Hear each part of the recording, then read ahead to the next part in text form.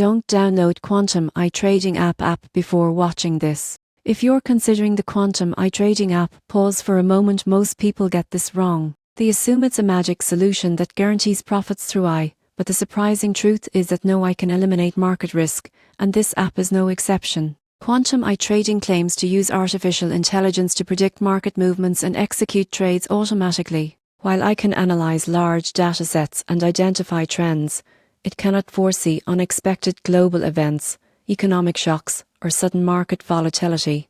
Users often overestimate its accuracy and expect guaranteed returns, which is misleading. The app typically requires you to deposit funds with linked brokers or crypto exchanges, and trades are automated. While this might seem convenient, it also removes your control. Many users report that the AI can overtrade or enter positions during volatile conditions, which can magnify losses. Past performance is no guarantee of future results, and high-risk strategies are common.